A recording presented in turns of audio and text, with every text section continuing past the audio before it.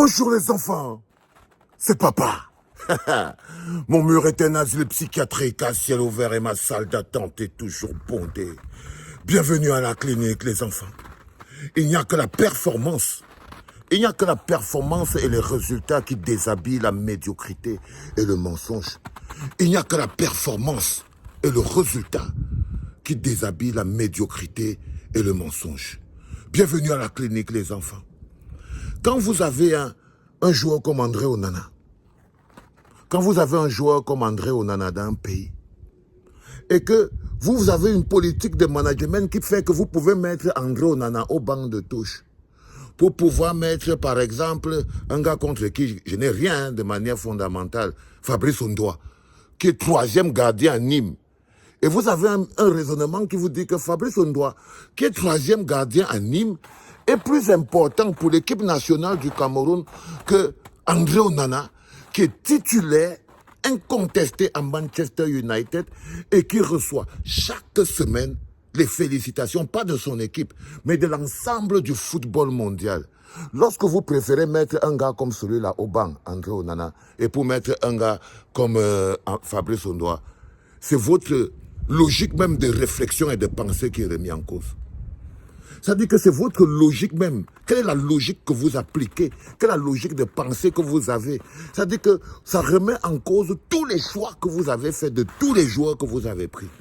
Ça dit que ce qu'André Onana a fait comme performance à ceci de particulier, ça démontre que Rigobert Song-Bahanac et Samuel Eto'o n'ont jamais choisi les meilleurs.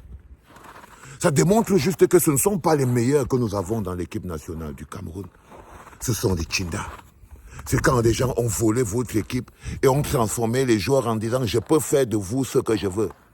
C'est quand un peuple a perdu le contrôle.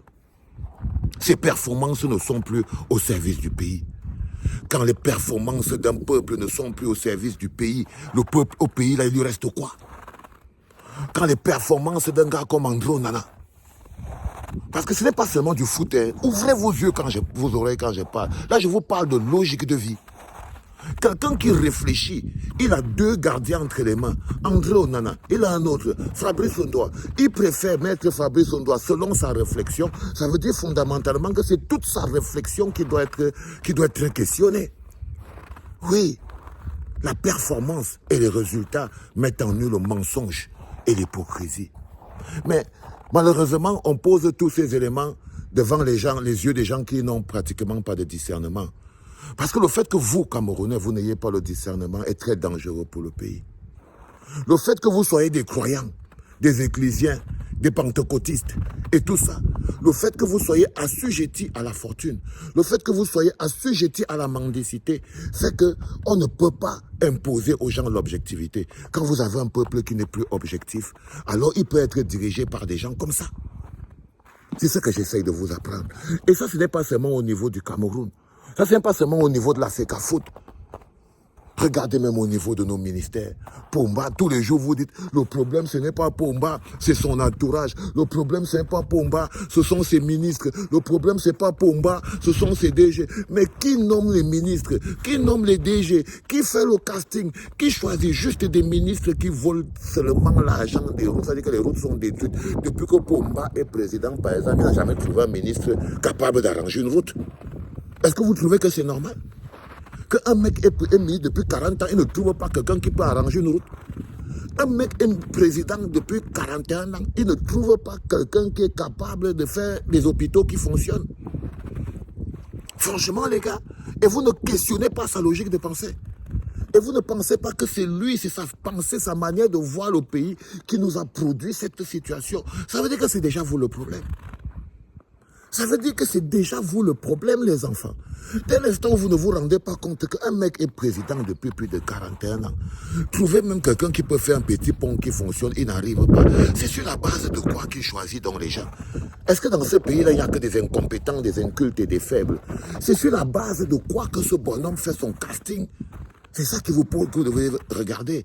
Et là, vous vous rendez compte que nous sommes dans le pays où la loyauté est supérieure à la compétence.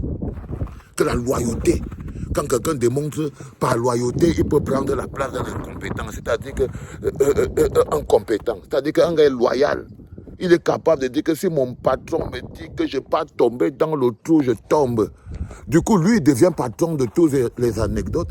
Et les journalistes qui sont là-bas, ils ne peuvent pas, même s'ils sont compétents. Si tu vis dans un pays où la loyauté s'impose face à la compétence, ce pays voit la pauvreté.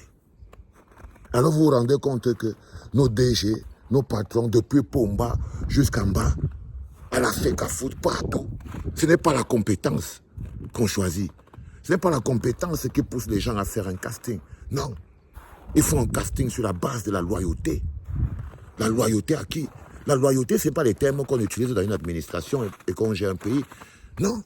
On n'utilise pas les mots comme la loyauté. C'est la compétence. La loyauté, c'est les trucs de la mafia. La loyauté est un terme mafieux. Donc, quand vous vivez dans un pays et que vous êtes avec quelqu'un qui vous impose la loyauté, ça veut dire que c'est un malhonnête. Ça veut dire que c'est quelqu'un qui est malhonnête. Alors vous voyez donc des gens qui vantent une qualité totalement ridicule parce que la loyauté en elle-même est une qualité. Mais en quoi tu es loyal? En quoi tu es loyal? J'ai entendu le truc, il faut être loyal en toi-même. Si toi-même tu es une merde, tu es loyal à la merde. Non, on est loyal à des valeurs. Les valeurs, on les connaît. L'intégrité, l'honnêteté, la soif de justice. C'est des valeurs. Et quand tu es loyal à toutes ces valeurs, tu te retrouves piégé dans une prison de glace, comme moi à Valsero, incapable de rentrer à la maison, incapable de profiter du soleil, incapable de profiter d'un bensikin. Je vis comme si... Non, c'est le prix de la loyauté aux valeurs.